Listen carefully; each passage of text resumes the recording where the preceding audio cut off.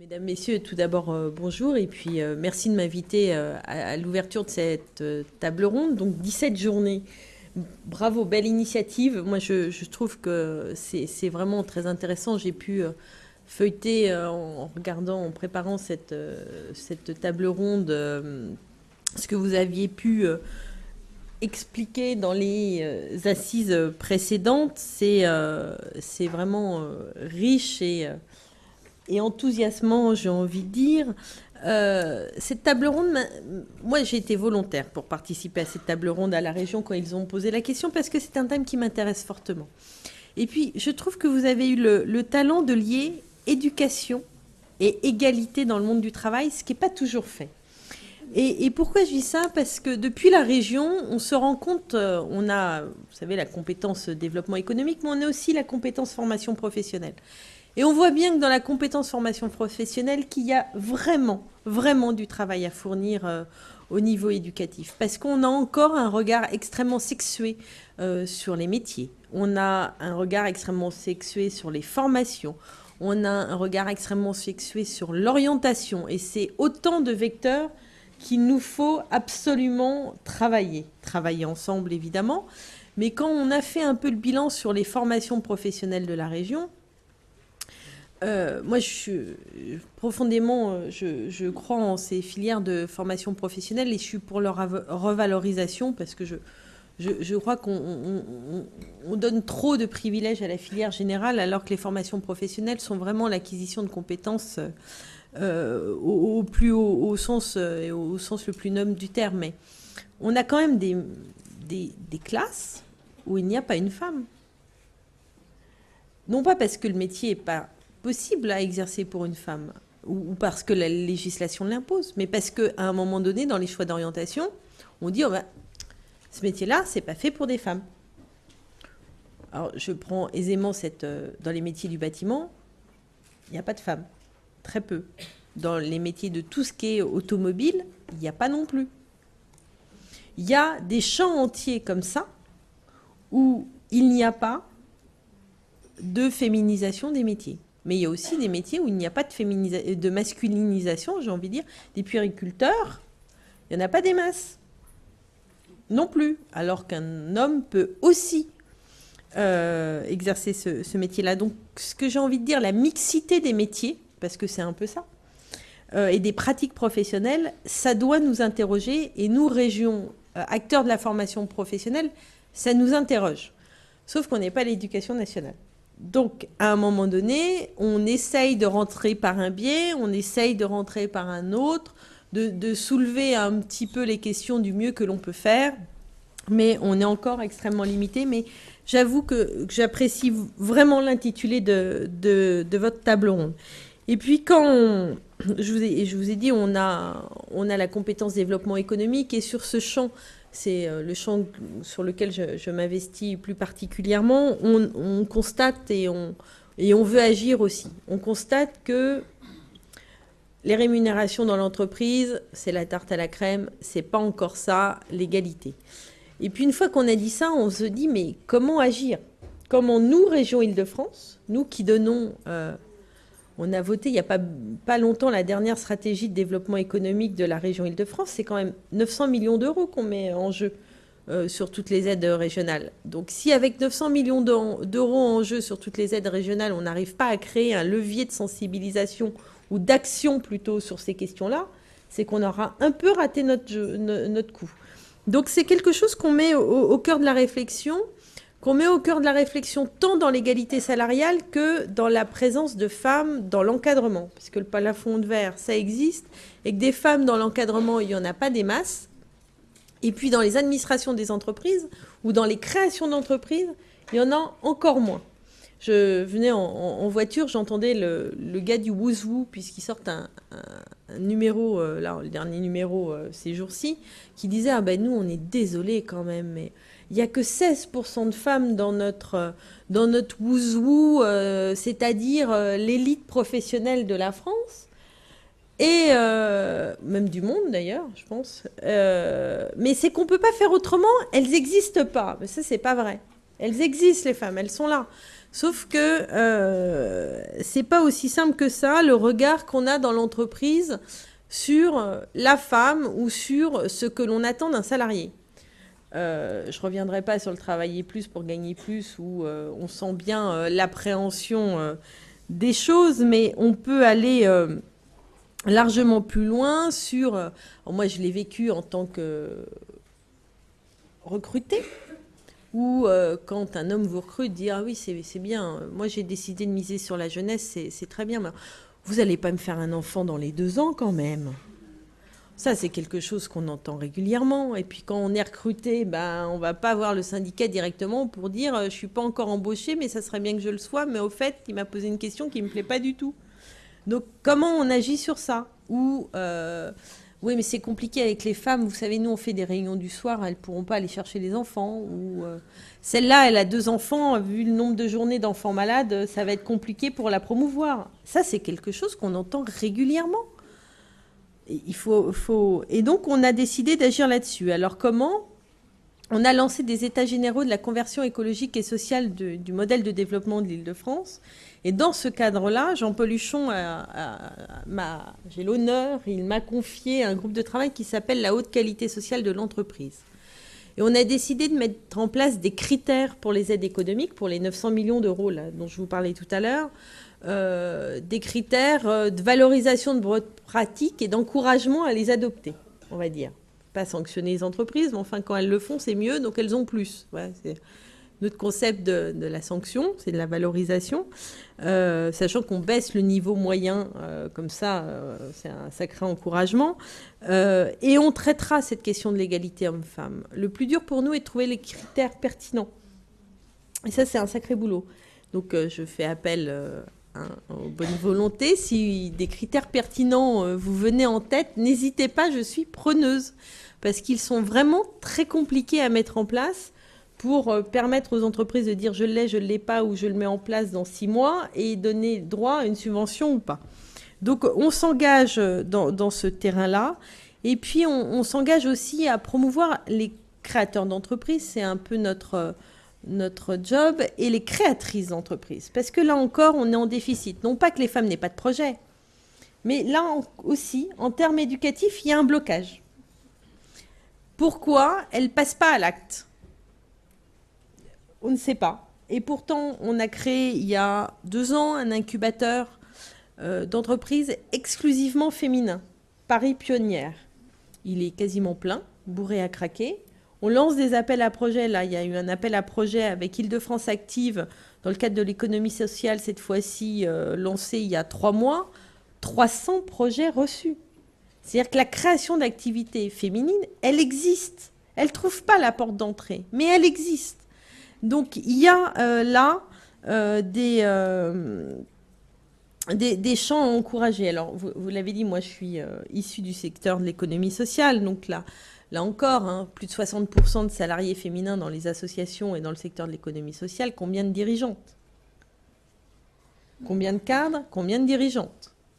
Les associations ne sont pas les mieux loties, même si elles pensent qu'elles agissent pour l'intérêt général, ce que je ne doute absolument pas. Les femmes n'y sont pas plus promues. Et donc, il y a des tentatives d'organisation. C'est important parce qu'on sait trop bien comment se passent les logiques de cooptation dans les entreprises pour tel poste, tel autre, tel réseau, comment on agite les réseaux, comment on sait jouer de cela. Et les femmes sont plutôt dépourvues sur ce terrain-là, donc il faut aussi travailler sur les questions des réseaux. Alors pour moi, je dirais grossièrement pour ramasser le propos, qu'il y a vraiment trois dimensions d'engagement pour la région sur cette question. Et puis pour nos partenaires syndicaux et de l'entreprise, je dirais qu'il faut féminiser l'entreprise. C'est-à-dire qu'à un moment donné, il faut avoir un regard sur les métiers, sur les modes d'organisation qui ne soient pas le regard dominant masculin. Et vous allez voir, sur l'organisation même du travail, ça change les choses. Et comment nous, région, on encourage ça. C'est toujours notre question. Conforter les femmes dans leur prise d'initiative, c'est nos appels à projets, c'est notre incubateur dédié. Et alors, travailler sur l'aspect éducatif, parce que c'est quand même insupportable ce que je décrivais en termes de formation professionnelle, ou même d'autocensure de certaines femmes qui ont intégré complètement ces schémas sociaux et qui se disent ça, c'est pas pour moi. Et je crois que c'est peut-être ce qui est le plus violent quand on est en face, c'est quand la personne a intégré les schémas dominants plutôt masculins. Donc voilà un peu l'approche qu'on a à la région. On a des personnes dans les services qui sont extrêmement moteurs là-dessus. On anime quelques programmes européens, y compris interrégionaux, sur ces questions. On est très à l'écoute de vos débats. Et puis, alors, je suis preneuse de toute proposition de critères, je vous le redis, pour nous permettre d'avancer et d'être encore meilleurs. Merci. C'est nous qui vous remercions. Je vais dire quelques mots en tant que membre du comité de direction de l'Institut Émilie du Châtelet à propos des assises. Donc, comme ça a déjà été rappelé lors des séances précédentes, le thème des assises de l'IEC cette année, l'éducation donc à l'égalité entre les sexes, s'inscrit dans le sillage de la toute première édition des Assises, celle de 2008, et qui portait sur les résistances à l'égalité. Mais ces journées renvoient aussi évidemment aux Assises de l'an dernier, qui portaient sur l'engagement féministe aujourd'hui, sous le beau titre un peu provocateur, vous avez dit féministe, point d'interrogation. Alors, à l'origine des Assises de cette année, comme d'ailleurs des précédentes, il y a une constatation de fond. Ce n'est pas parce que le droit reconnaît l'égalité entre les femmes et les hommes que l'égalité est bien installée dans les pratiques sociales. On peut même aller plus loin et dire que cette idée selon laquelle l'égalité serait réalisée et que les injustices, la domination appartiendraient à une époque révolue sont aujourd'hui l'un des principaux obstacles à une action pour l'égalité des sexes et aussi à l'égalité des sexualités dans les pratiques. Je vous renvoie notamment, on pourrait citer beaucoup d'ouvrages, mais je pensais au livre d'Ilana Levy, L'emprise du genre, dont le titre est bien significatif et qui analyse très bien ce piège. Alors, nous avons décidé d'aborder la question de l'éducation au fil de la vie et sans nous limiter au secteur seulement, d'ailleurs, de l'éducation formelle, puisqu'on parle aussi d'éducation, comme on va le faire aujourd'hui dans le monde du travail. On a vu que la question de l'éducation à l'égalité est posée dès les toutes premières étapes de la socialisation primaire. C'est ce qu'on avait vu lors de la première séance, que ce soit en famille, à la crèche ou à l'école primaire, malgré l'impression des parents et des éducateurs qu'il existe une égalité de traitement entre filles et garçons. On peut constater que des différences sont bel et bien établies dès le début, à partir des jugements sur les comportements ou bien dans la construction d'apparences bien distinctes. On a vu aussi dans la deuxième séance que même si l'éducation à la sexualité est d'emblée beaucoup plus constituée comme un enjeu que dans les crèches par exemple et comme un objet de débat, tout n'est pas gagné là non plus. Alors, la séance sur la lutte contre l'inégalité d'accès aux sciences, qui était donc la séance précédente, et celle sur l'éducation à l'égalité dans le monde professionnel, bien sûr, ont partie liée, garçons et filles, se mettent à prendre des voies de divergence dans l'univers en principe égalitaire de l'école. Alors, je voudrais dire un mot quand même, la division sexuelle du travail, elle aussi, elle commence très tôt dans l'attribution différenciée des tâches domestiques au sein des fratries, entre les frères et sœurs.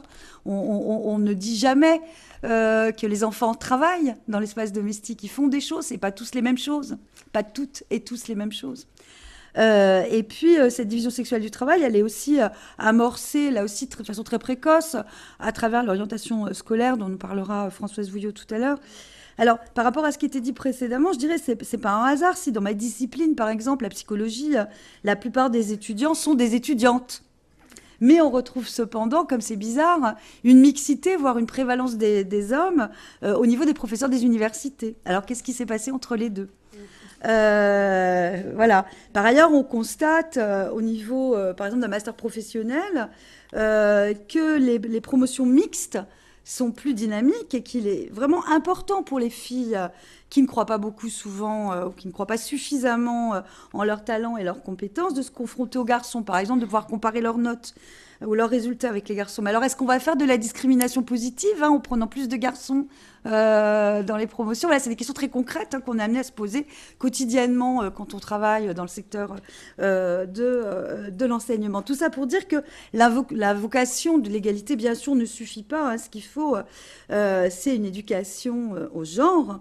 Alors, pour les professionnels qui s'occupent des enfants, je dirais, pour les collégiens, les lycéens, les étudiants, pour les syndicalistes, le monde associatif et aussi tous les acteurs du monde de l'entreprise, et je dirais pour l'ensemble des citoyens.